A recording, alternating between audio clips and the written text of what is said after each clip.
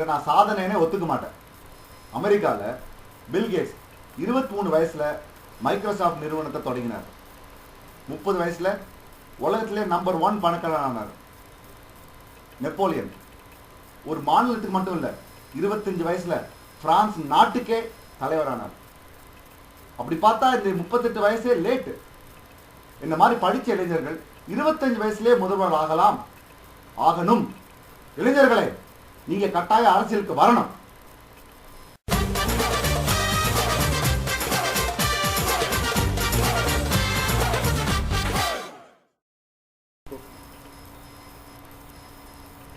முன்னாள் இல்லை, நேற்று, இன்று, நாளை, என்றைக்குமே எங்கள் கட்சியின் நிரந்தர தலைவர் ஐயா தான். அவர் காட்டிய பாதையில் நாங்கள் எறும்புகள் போல் பயணித்துக் கொண்டிருக்கிறோம். ஐயா தமிழகத்திற்காக செய்த தியாகத்தை பற்றி பேச இந்த ஒரு நிகழ்ச்சி போதாது. வரும் கல்வி ஆண்டிலிருந்து அவரது சரித்திரத்தை வரலாற்று புத்தகத்தில் மாணவர்கள் படிப்பார்கள்.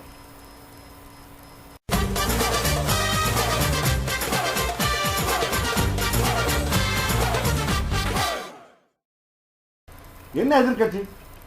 இங்க 100வது நாள் விழா போது உண்ணாவிரதம் இருக்கிறாங்க. வீட்டில் 10 இட்லி சாப்பிட்டு உண்ணாவிரதம் இருக்கிறது ஒரு பெரிய விஷயமே இல்லை.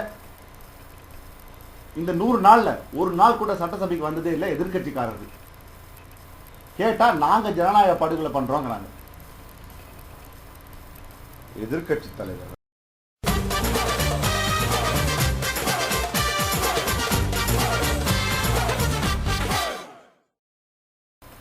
எனக்கு அரசியல் அனுபவம் 10லன்னு எதிர்கட்சிக்காரங்க சொல்றாங்க. உண்மைதான், நான் ஒத்துக்கிறேன்.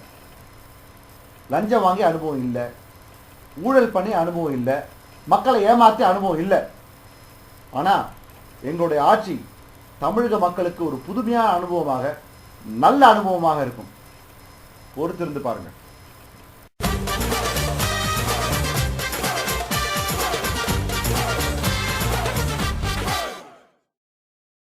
தேர்தல் வாக்குறுதிகளை நாங்கள் ஒவ்வொன்றா நிறைவேற்றிட்டே வரோம்.